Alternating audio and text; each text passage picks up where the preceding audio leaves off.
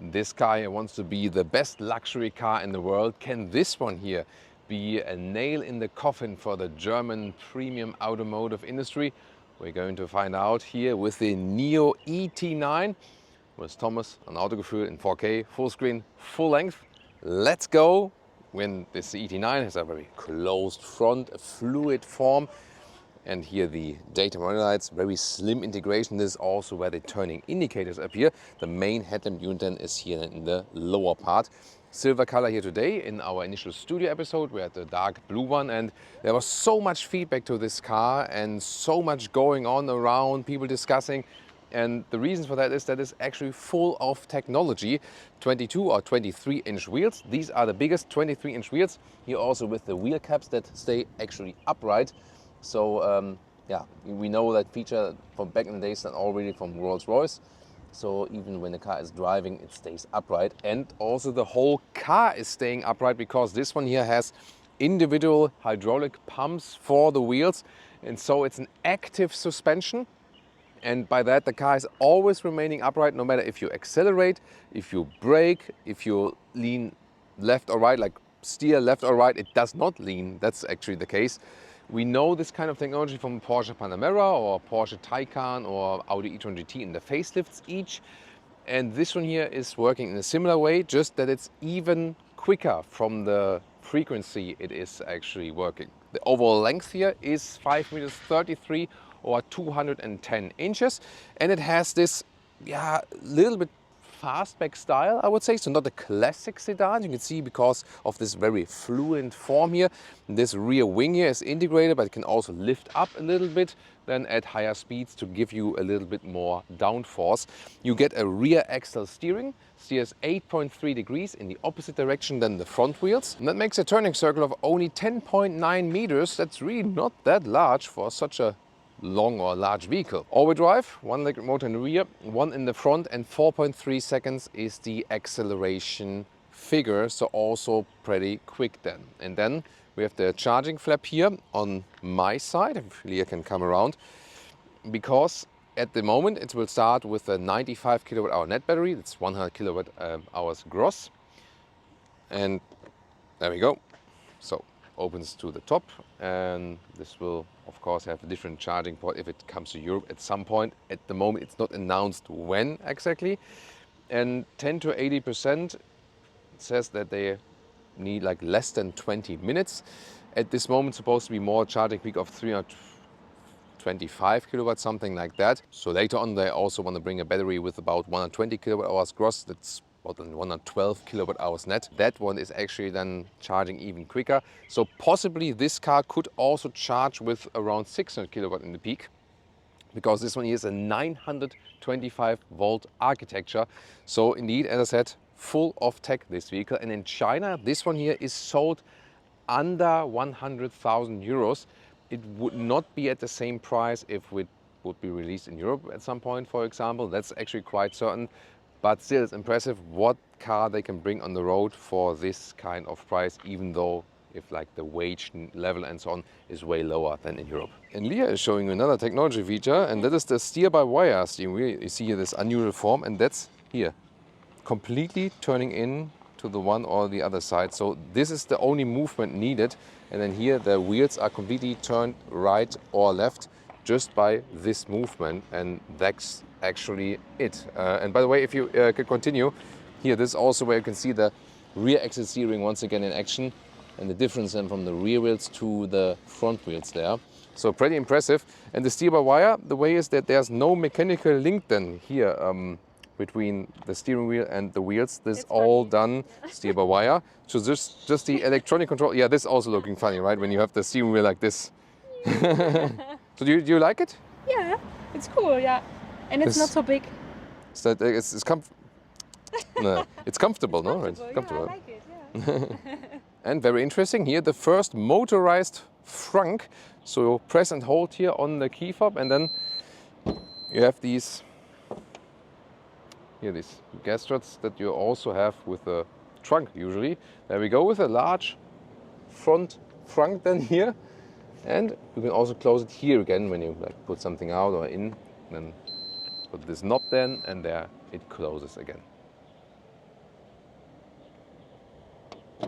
Of course, I can also open the trunk here with the key fob with pressing and holding. It takes a while though, gotta say that. And there we go. So you see, it looks like a fastback, but it's more a closed sedan trunk here. 540 liters it says, but it looks smaller actually. But here is 1.40 meters between the wheel arches, just wider in the front area. And the height here is about 20 inches or about 50 centimeters. And the length is a little bit more than the meters, like a little bit more than a meter or 40 inches. Here you can see the trolley still fits in a vertical way. Yeah, but why do they do that? Also, just not much underneath, actually. Fire extinguisher here in this case. But I mean, comparable also to other luxury sedans. But why do they do it in a sealed off way? For better sound deadening. So that way you can make it even more silent here on the interior in the rear. Different color combination would be, by the way, this here blue on the exterior and then the even brighter interior. I think it's a pretty cool color combination, especially here with the two-tone steering wheel. What do you think? Heading towards the interior, it's a very interesting thing that happens here. So I'm approaching the vehicle, there we go. And then, seeing that here, the car lowers itself and opens the door, welcoming me inside. And this is a really funny cultural difference because here the car is lowering, like bowing down basically, and you can get inside.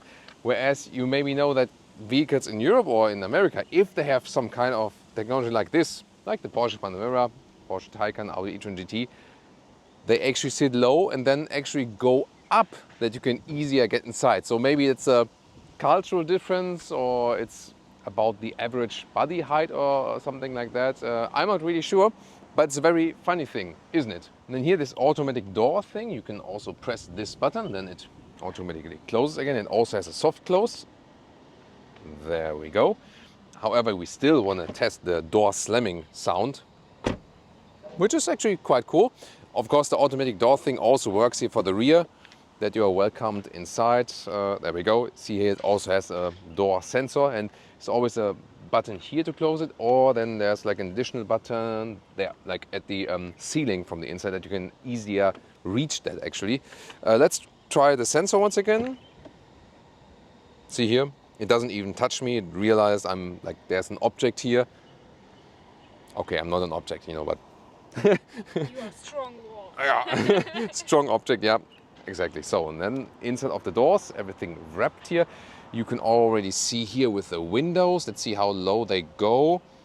That's interesting. Look at that. They disappear completely. And there you can also see the dual glazing of the windows, which is for all 4 windows actually.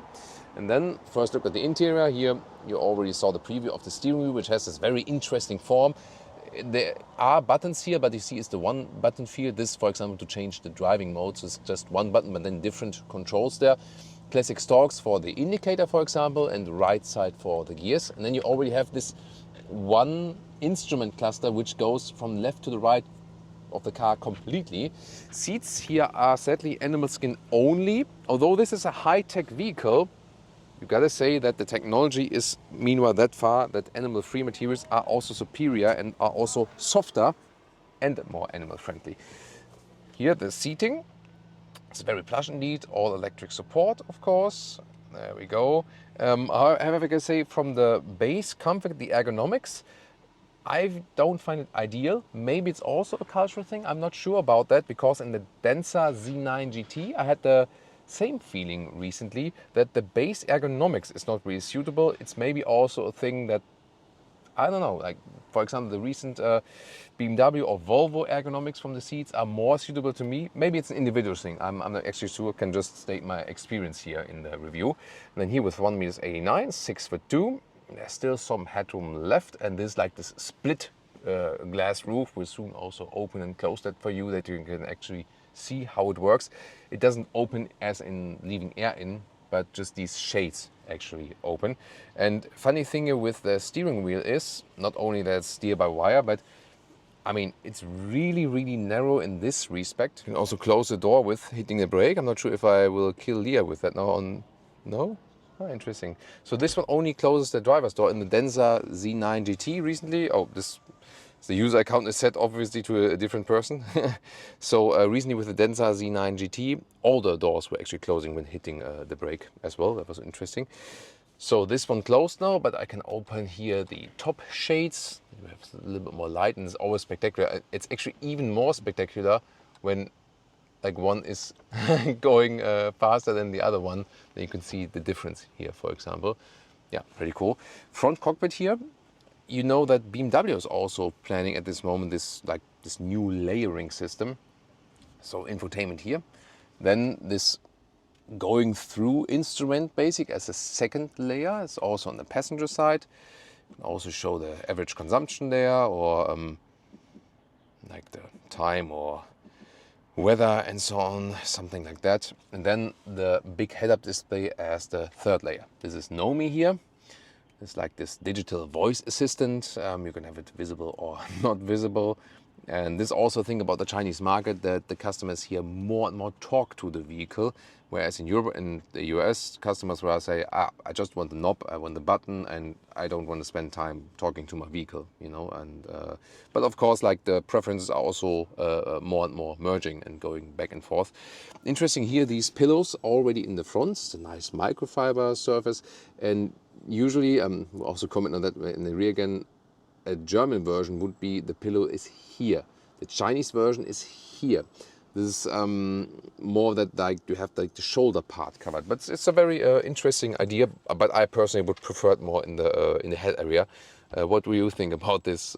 Tell me in the comments. However, what you can also do is lift this pillow up, and then we would also have our European or US pillow here on the top part. We have a digital mirror here, by the way, so either you can switch it normal or then also with a camera view, which makes sense because when I look to the rear, there's hardly anything to see there. So the window is really, really tiny. I love that we have the microfiber covering here from the inside everywhere. Also here, look at that, it's like a loose cover like we have on the ceiling. And then you can slide these open. Then, oh, is it like, look at that, you only need like this slide push and then the rest is done automatically. There we go. Now Leah is maybe angry because she wanted to show this. Yeah, she wanted to show this feature. Sorry about that, honey. Yeah, and then we have the middle console. So we have inductive charging pads too. However, the phones still overheat, although they are cooled here. And then here you can store some sunglasses, but you can also pull that off if you want to have this opened permanently, for example. So this would also be possible. Then you have this wooden atmosphere, that's pretty cool. It's rear wood as well. And then you can also open here the cup holders. And there we go. Here, this is where I could control some of the instruments layer. Split opening here for all the clutter, camera case and so on. 2 USB-C chargers. Also nice closing sound from here. And the overall build quality here is really at a very, very high level. So the separation here from left to right here with the middle console is continued in the roof. It does not have a technological necessity to do that. It's more for design reasons. And then you can individually slide them open left and right. Here from the driver's perspective, you can see, yeah, in this horizontal video format, this steering wheel fits in perfectly, so to speak. And then the second layer here with the digital instruments, some information also on the left. And then also have the head-up display, which is not flickering in real life. And then the main infotainment unit. At this moment, there's only the Chinese language version, but what's important is, I mean, controlling the basic functions, is like the Tesla interface, a little bit like that. And interesting is that the hardware is really quick. You know, here when you do pinch and zoom on the map and so on, this is super, super quick. So there's a lot of processing power behind it. Temperature you control like here. Here, if you, for example, also go do some seat cooling or seat heating. You also have a more extended climate menu like this. And here you can, for example, also then pick the seat heating and the seat cooling for the individual seats. Even the rear seats have seat cooling. And in the front, you can also get a massage function. Welcome to the rear luxury experience, and there's so much I can show to you, which is really interesting. First of all, the inside of the doors. I can even control it here from my side.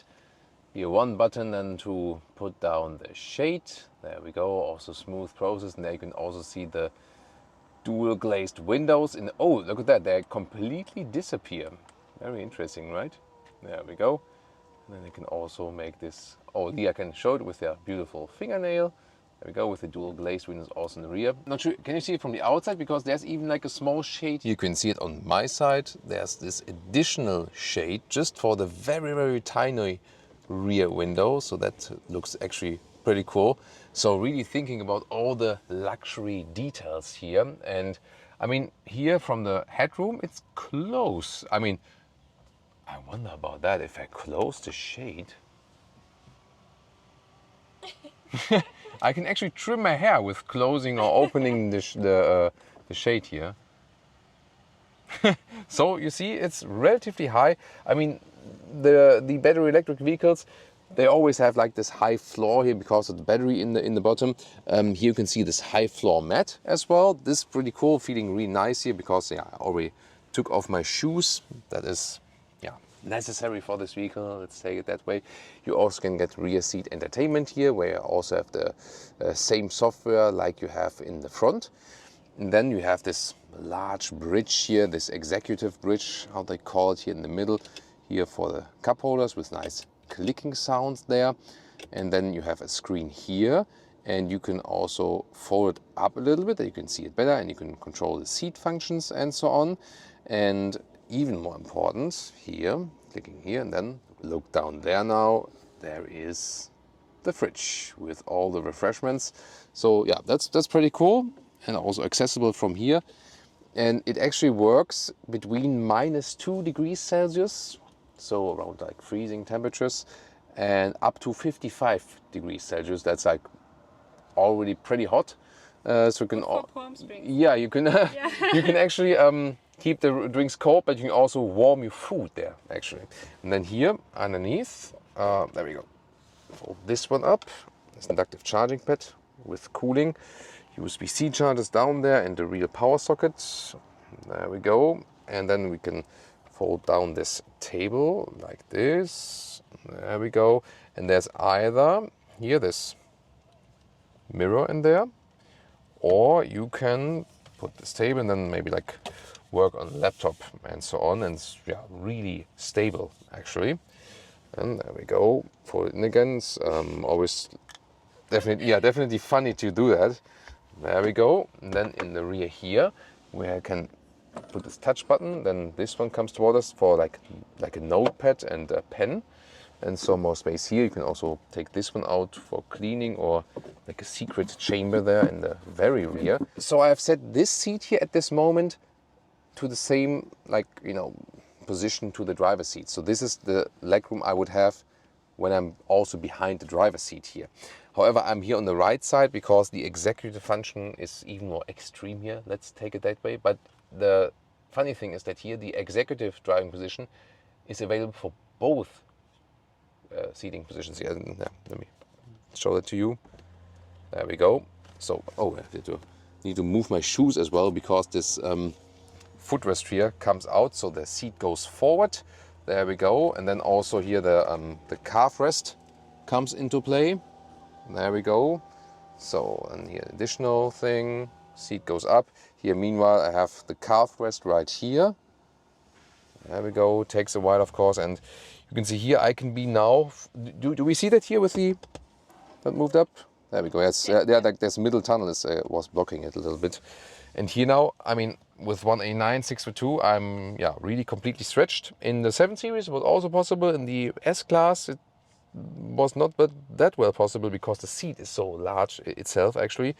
But here is a very relaxed position. And Leah, if you could please press the button there too, this lying button there. Yes, this then one more time and hold maybe a second. Yeah, there we go.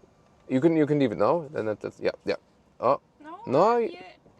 There's press and hold actually, probably that the driver isn't squished. And this is then the maximum position here on the driver's side. I mean, you see it's not very equal, but already quite wide. So you can have really 2 adults almost fully stretched here. That's actually very seldom that it goes so wide also on the driver's area. It's just, I got to say that for Leah and me, I think that middle bridge here would not be so nice, right, honey? So we would rather prefer a car without the bridge between us. But I can understand like the thought behind it. Maybe your business partner is, maybe you are in like in fierce contract discussions or something like that. So you rather want to have the bridge first, and then first, I want this price. No, I want this price. Yeah, I don't know, for whatever reason. But definitely, yeah, this is a very cool executive rear experience here, and comparable definitely to some of the competitors, but I think also with nice solutions here. This like a retractable fridge, for example, is one of my favorite features. And another interesting feature is the 5D cinema, so Leah can activate it for us there in the front. And now everything is closed, like all the shades are being closed, and they have recorded like different movies and connected to it. Now it gets dark, like cinema atmosphere. And then you have certain scenes where they connect actually something which is happening in the movie to the movement of the vehicle. Now it already starts here, and we're being shaken around. We can't show the movie scenes because of copyright issues, but you get the idea. So when some action scenes are happening, then you're also being shaken around like the characters in the movie. Starting with the Nio ET9, and you can see here the steer-by-wire system. So I'm parking out. Yeah, that's it. See here? That's it. Like I don't turn the steering wheel more, but I already have like the full turning in of the wheels, the full angle of the wheels. So this is how the steer-by-wire system has an advantage. What does it mean?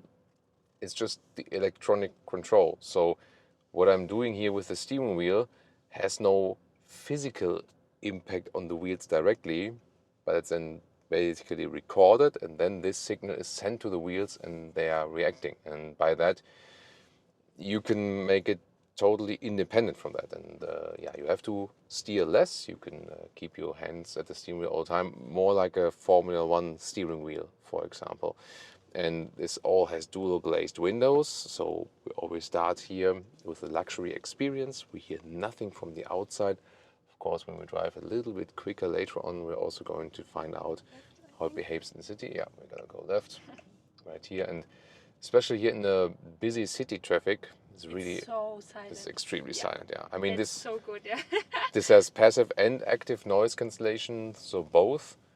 And yeah, I mean, you almost feel that there's nothing. There's absolutely nothing. We can whisper really. And you can hear us. Yeah. Yeah, I mean, you see these even here, like the older Ford Transit truck. I mean, like a lot of the vehicles here are meanwhile all electric and are more silent, but also from the tire noise, of course, that doesn't matter then that much if it's electric or petrol. But you always have to watch out here, definitely. So you're watching these cars and you think like, okay, like I see them, but I don't hear anything from the cars. That's a really interesting thing. I also see this head-up display in front of me, and it has an augmented reality function. So at this moment, I see basically like a map, like a small map being projected onto the rear of this vehicle there in front of me. So that's also a funny thing. Leah is controlling some of the seat functions and is seeing like the visualizations in this panoramic screen there in the front. And I think that's a nice. It's nice with the weather and so on. Screen. Yeah, nice passenger It's experience. so I mean, definitely. It's, Yeah, and I mean, smaller, yeah. this is also like where BMW is heading to with this panoramic vision, like the same logic, something in the front, then here, and then the third layer with the head-up display there. So definitely this calmness of the ride is something very extraordinary already here. The vision to the rear, by the way, is kinda blocked, I gotta say, so you don't see too much to this, like through this small window. But since you have this digital rear mirror here, it actually makes sense when you have like just a very, very tiny glass there in the rear with the camera. Then you can see everything that is going on behind you, and you also have these like this surround cameras right there. So this vehicle is packed full of sensors actually. The steering itself, by the way, I mean, you gotta get used to it, that it has like this very, very wide but narrow form. Sometimes you feel like driving like this rather, which looks of course fun. And you gotta think, when I'm doing like this, like if you think about like the wheels are already turned in like this, you know. So yeah, but that's more like a matter of getting used to. And we need to go straight. we need to go straight, Yeah. you think? Here's the left Yeah. lane. Yeah. On the right lane. Let's see if someone leaves me in. There's like the blind spot monitor there as well. There we go. With sound, yeah. Yeah. I mean, the wheels turn in that way. Oh, maybe make it a little bit. Yeah, it's good acceleration here. Wow. Yeah, I mean, 4.3 seconds is 0 to 100 kilometers an hour. The rear motor is always stronger. You also got a front electric motor there, making that all-wheel drive. It's absolutely effortless, this ride, you know. Since we are in an electric... Whoa, this is interesting. Didn't know that... What the... That's interesting. So usually when you have green and can go straight... I mean, now the traffic light turned to red, obviously because I was cut off by people going left, although they didn't have right of way. Interesting. Yeah.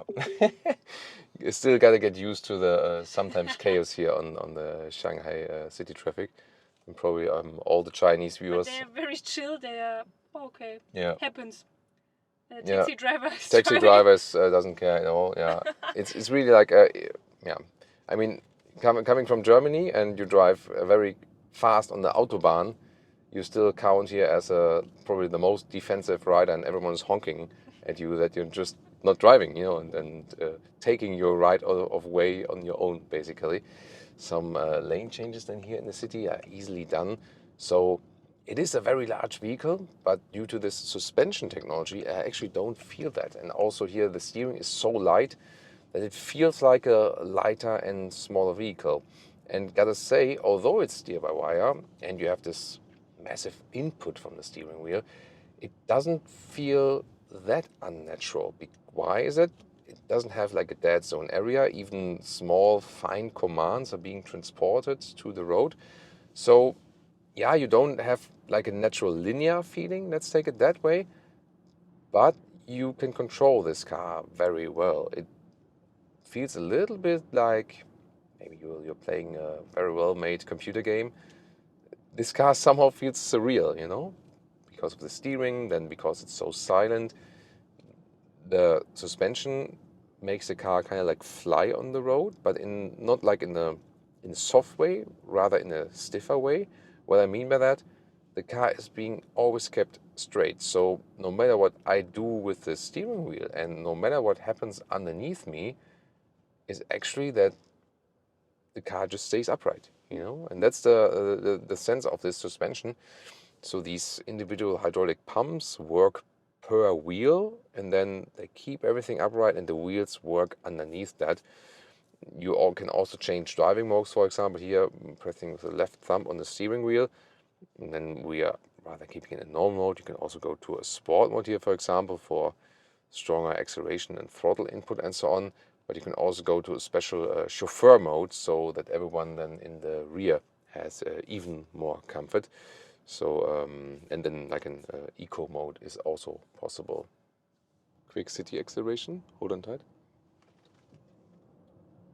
It was 20 to 50 and it was not the sport mode, so just the normal mode. Yeah, so acceleration will work anytime. And also there, when I do a hard acceleration, the car is staying upright. We know the system from the Porsche Taycan, Audi e-tron GT and the facelifts, and also from the new Porsche Panamera. Car's always staying upright no matter which movement there is, like front, back. Oh, hey, someone tries to clean our car from the side of the road. But we're already clean actually, so actually it's changed the lane. Good so that you changed the lane. yeah, because we want to keep it clean for you, that we can do some more exterior shots actually. So here, for example, when I'm braking late now, and now I'm braking a little bit harder, the car does not dip at all. You felt that? Yeah. But, It's good for my tummy, yeah. Yeah, you felt that it felt nothing basically. So usually the car would dip, you know, when braking to the traffic light, and here's like you decelerate and the car is also staying upright. And for the passenger, it's better. for passenger, it's better, you say? Yeah. Interesting. Yeah. Because for me, I mean, it's a very impressive technology with the Taycan or the Panamera. When I've been driving one with and one without, from a driver's perspective, you feel a little bit more car when there's also at least, I mean, these cars are staying upright anyways, due to the suspension technology. But at least when you have some natural movement, you have a better feeling for the car, what the car is doing, and so on. But this is maybe really this differentiation between driver and passenger, or also then rear passenger, because then of course you have better comfort when there's less movement and so on. By the way, the driving modes, I can induce it here on the steering wheel, and I can also click it through, so I don't have to confirm on the screen. So here, for example, switching to the sport mode, and yeah, I can tell you here this. Lower then. This You feel that? did it go lower? Yeah, Yeah. a little Okay, bit. I was talking, so I didn't pay attention. So suspension a little bit lower then. Yeah, there's also this chauffeur mode, which is optimizing everything then for the rear passenger. But I can tell you, the sport mode does not only change the throttle input, it really also changes the power delivery. And I think we can go 60 here in 15 seconds. That's just an interesting thing here. I'm not sure That if would you. be cool in Germany. Yeah, if you Yeah. see that, I mean, there are some traffic, like the construction traffic lights. That's what I mean. They're like the temporary ones that do that, but not the proper ones. Yeah, that was 0 to 60 kilometers an hour. Wow. That's insane. Yeah, so really strong acceleration, really. I gotta say though, this suspension is keeping that car so much upright. I mean, yeah, in a way, like your stomach is flying out of your spine. At least I felt like that.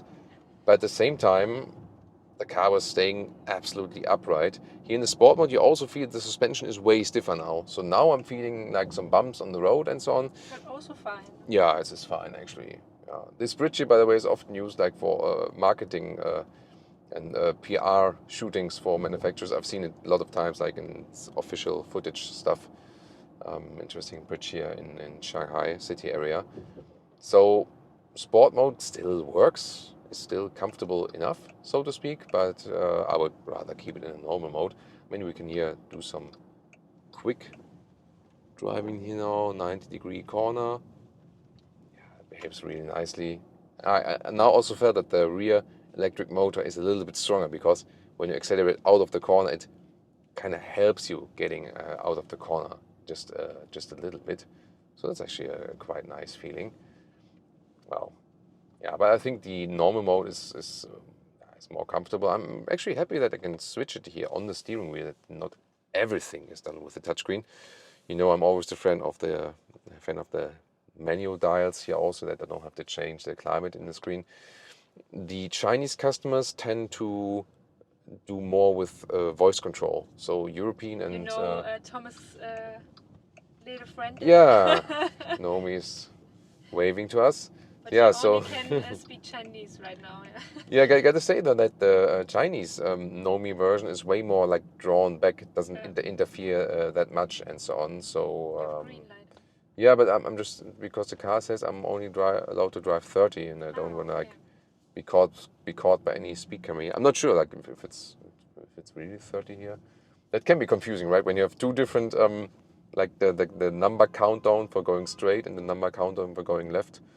Can be confusing at times actually. Yeah, once again to the traffic light, car staying upright. So yeah, that is a really relaxed suspension feeling. I'm not 100% happy with the seat ergonomics. Told you earlier in the interior part, we had the same with the Denza Z9 GT. So there I feel, for example, especially the current BMW seats, combination with the Veganza material also, but also like the base ergonomics under the seat. Not sure if it's about my body type, or if like the cars for the Chinese market then have different base ergonomics on purpose or something like that. I feel like not sure, like my legs are like too high in the air, so to speak. Yeah, it's maybe also because of the high floor, maybe that too. A problem of some EVs definitely, but that's maybe something I could criticize. But everything else in comfort and relaxation features is really very, very good. So even though it's so busy here outside from all the traffic going around, you kind of tend to fall asleep while driving, because it's so relaxed, right? And I mean, even here, for example, when I accelerate, I mean, not like super flooring it out, but I accelerate quite swiftly. It's still, that doesn't apply so much pressure on your body. It's only when you're in sport mode and really floor it all the way, then you actually feel that. But the suspension, that's the main goal of it, really evens everything out. And you got to remember, and I actually myself, I almost forgot that we are driving with 23-inch wheels, and you don't really feel that. Usually when we drive a vehicle with 23-inch wheels, it's way less comfortable actually. So maybe I'll stop here. Yeah. So indeed, like the bigger the wheel is, the less comfort you have usually. But here now, actually, I rather don't feel any discomfort from the wheels. So Leah, Nio ET9 or BMW 7 Series? Oh, that's hard. From the seating, I think the 7 Series, but it's more silent here Yeah, than in the I would say so too. BMW. Yeah, that's crazy. And I like the software, and I mean, at it's least so quick, and yeah. I mean, at least yeah, from what we can comment on driving at Yeah. lower speeds, because the BMW 7 Series is really well insulated. I feel like from almost all areas, but at 120 kilometers an hour, you feel something from the side mirrors, like talking very, very high level. So we got to see how it is that way, because with the Denza Z9 GT, for example, also direct competitor to this one, I also felt that as soon as you drive more than 100, 120 kilometers an hour, it's different, you know. So we got to test that at the later stage. But I got to agree to Leah, the seats are better in the BMW 7 Series, but this one here makes a more silent impression, and also like with this new suspension technology and so on. It's definitely a very, very interesting one. So yeah, And the software is better here. and the software is just everything Everything is so quicker. quick, yeah. It's quicker, definitely, yeah. So I mean, the initial question was, is this like the nail in the coffin for the German automotive industry? And I mean, not in that extreme way, definitely not, because the Germans still also build very nice cars. And What is the price difference? I mean, it's hard to say with the price difference. It's a good question here. I mean, this is sold in China under 100,000 euros if you calculate the yuan price. So if it would be sold like in Germany, also with the taxation and so on, I guess that would be rather 150 or something. So I wouldn't say that there would be a big price difference between a Nio ET9 and the BMW 7 Series. So I don't think so. Also, if you look at how they are selling their current vehicles, you know, on the markets, I don't think there should be a big price gap. And then, of course, the question is, would you go for one? But definitely, it's very important to check it out to see what they can do, what they're able to do. And if you still remember that this is a very, very fresh and new brand, and they are not on the market for so long, it's incredible how good this car is riding, considering they don't have much like engineering experience, you know, and where other brands maybe have like decades of engineering experience. That's very impressive. And talking about impressive, here this steer-by-wire thing, rear axle steering up to 8.3 degrees in the opposite direction, and that's what we can do here right now. Let's check about that. So here now, and then let me turn in. Wow.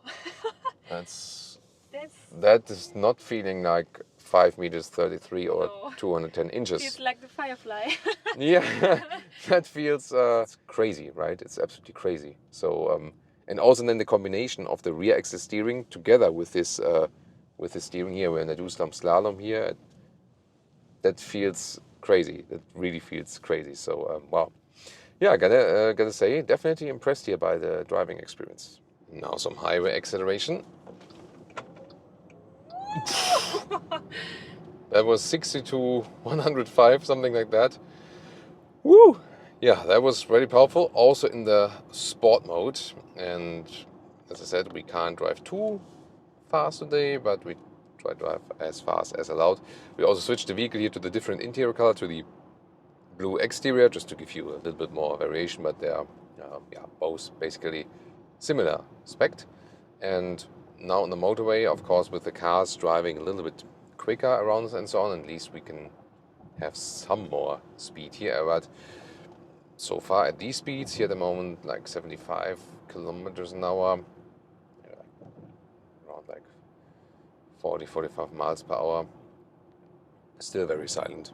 So no change as for that respect. And also now the suspension has to work also with these higher speeds. And I really have the feeling that at least the normal driving mode is astonishingly stiff in a way. But this is a very strange feeling. It's not stiff in a way of that you feel everything that's underneath you, but it's stiff in a way of that the car is being kept stiffly upright. You know what I mean? You really know what I mean, right? But, yeah, it's indeed very interesting feeling to that. So you gotta get used to it, and it really has this combination of these unique features that make up the like the whole driving impression of that one. A little bit closer with my knee, by the way, at the infotainment screen. See that here, like when you have long legs. But wow, yeah, the silent aspect, so to speak, is to me the best thing about this car, because it's still so relaxing. If you really need the steer-by-wire and if you need that special suspension, yeah, maybe not necessarily, but I think in the silence game, that is something, say, like, yeah, can't have enough of it, you know. So I guess we definitely have to like follow the brand, see what they're doing, see what they come up with next, and of course also becoming profitable is also another thing. So the one thing is building great cars, and the other thing is making a good business with it, definitely, for sure. And now it's time for the chauffeur driving part, and Nio joins me for that. So we have our own chauffeur for that right now, because this car is mainly planned as a chauffeur car as well, and I'm really looking forward to the suspension. So what we actually do now is first start in the normal mode, and then we switch over to the special chauffeur boss mode, so to speak, which should be even more optimized than here for the rear passengers. And I mean, even if we're like just exiting this parking lot here, Very nice, yeah. you feel that the Yeah. suspension is just level, you know? And I think that the fun thing is that it doesn't feel that soft. So it's not that you have like a floating ride. It's rather like stiff, stable, you know, like this. It always stays like this, but not in a wobbly way, but rather in a stiff way. You know, Reminds me of the Mercedes suspension. the Also like that. okay, yeah. yeah. Also stiff, but good. Yeah. Yeah, I mean, yeah, with the Mercedes air suspension, when they are tuned on a stiffer note, like with AMG, for example, then you don't feel so much it's air suspension, but still somewhat works. Yeah, also that it's so silent. You hear here, you hear that you hear nothing, basically. Now I want to sleep with my jet lag. Yeah. I mean, that also, like, the trunk is separated. You get the idea here now, because there's just no sound from the rear, right? So I think the noise deadening feature is probably the one that is most relaxing, I would say. And also here the 23-inch wheels, which are both front and the rear, you don't really feel them that much. I mean, the roads are quite good here, though, you know, so we haven't faced any super destroyed roads. This is another thing, like the driver was approaching the traffic light, and you probably also see it on the camera that there is no movement. So this I like is that. yeah. It's So good. I really gotta say, like, for driving, I would maybe prefer the more classic approach. But here, then, being a passenger, it's Then you actually feel it. is quite relaxing. You know, I gotta say that I'm not sure if I can get don't used like to this. this. Yeah, I want it It's- here in my Yeah. I'm not sure if it's a But European maybe you, thing. you can do it like that. You can just there we go. Yeah. So we need to pull these pillows here up a little bit. Maybe it's a German thing. Yeah, maybe You can tell us, the yeah. German maybe want their pillows rather, right? I also like the base ergonomics. I found that it's not. I mean, it's okay, but it's not ideal. You know what I mean? Yeah, Like the position of the lower lumbar area. I don't know. That's not ideal to me. Maybe maybe find we something. are too tall. I don't know if you're maybe too tall for that. I mean, here it still works somewhat. You know. I'm a little bit. Yeah, for I Leah have is a bit for more Leah is space a there, little better, right? But the cool thing is really that I don't feel any motion sickness and so on. This is probably also what this suspension does very well. because you have this less movement here, you know. So yeah, definitely a very cool chauffeur experience here in the rear. And now we are switching the driving modes to the special chauffeur experience. It's a little bit softer, right? Yeah. I think it's softer. Now it's not that sporty, yeah. Yeah, but I feel that actually the car is moving a little bit more now, isn't it? So before that, in normal driving, I rather felt like it's like just like a, I don't know, piece of wood lying on the table or something. But now I feel it's trying to, I mean, it tries to stay upright in this chauffeur mode, but at the same time to, let's say move a little bit to counteract what's going. I don't like that much. Yes, it's weird, right? So I mean I get the idea to be maybe like if you are in the cradle or something like that and you're being carried or something like that. But Thomas has always the best examples. Best he always comparison. like, huh? You got what I mean, right? Yeah. Yeah, but I think the really like in the normal driving mode, it's a stiffer driving experience. And here it's more. It's not that the car would be. It's still remaining really leveled and upright. Yeah. But somehow allows for a little bit more movement. And yeah, I guess you gotta just tell your driver what do you fancy, what driving mode. As for the energy consumption, we achieved here something with limited speeds, 19 kilowatt hours on 100 kilometers. It's 3.3 miles per kilowatt hour, would mean 500 kilometers or 300 miles of real world range. But that wasn't like high speed, and yeah, we couldn't test too much from it. Pretty hot temperature, so the AC had to work a lot. But you know that for batteries, it's actually yeah, way worse when it's way colder than if it would be way hotter. So gotta say though, it seems to be that considering the conditions, the energy consumption is relatively high. And then we maybe have to do another test again when we can also drive higher speeds and so on to really check the consumption as for this respect. And then the basic question is, of course, yeah, is it like a nail in the coffin for the German automotive industry? I would say definitely not yet. The price, as I said, here in China, underneath of 100,000 euros. When you buy it with the battery, you can even go lower. If you lease the battery, it's also possible, and you can also use these battery swap stations that Nio is also offering as an alternative to fast charging. It's also very interesting technology here in China, where we are at the moment in the Shanghai area. You can see one of the charging the swap stations. But yeah, there are also charging ports here, so a lot of charging stations here, but then in the like this gray box, this is a swap station. And there, of course, it's even quicker to directly just swap a battery. I mean, it's not like primarily interesting because of the like charging process. But I think it's very interesting that you can swap a battery if maybe at a later stage you want maybe a different size of a battery, and you can easily swap that also and then keep it long term or something like that. The thing is, it works well from the exterior. The interior build quality is amazing. They do not offer animal-free seats. You have to do that meanwhile. And the technology, I mean, this car is full of technology, and the better technology are meanwhile high-grade leatherette seats because the material is a better technology material. That's the thing. We see it with the latest BMW luxury vehicles, for example. Yeah, and they have it also inside the Firefly, for example, the high-grade leatherette materials here in the Nio Corporation. The space offering on the inside is also really good. And the question was, of course, how good is it in driving? It drives very well. The suspension technology is amazing too. Yes, it works even a little bit quicker than with Porsche. But the thing is, if you really need it as a driver, not necessarily. I rather prefer to drive a more standard suspension. But especially for passengers, being in here on the normal passenger side, but also in the rear for chauffeur reasons, is of course way more comfortable when the car is always staying upright. So that's actually pretty good stuff. And that the car is very, very silent on the interior. But then the question is, what price could there be made on the European market, for example, and definitely not the price they make here. I think that's not like the main crucial point. So in the European market, this could be, well, another competitor. They are, you know, on par with the Germans there. The infotainment system speed is even better, but still the German luxury cars are still great cars, you know, so they wouldn't be erased by that. It's more the problem for the Germans here on the Chinese market, that if you can get this one way cheaper on the Chinese market, than the comparable German cars. And if people here in China want to buy more Chinese, for example, then this one has greater chances to be sold. And that's actually the main problem for the German manufacturers. Not that they are beaten on the home market, but rather that they lose sales on the Chinese market.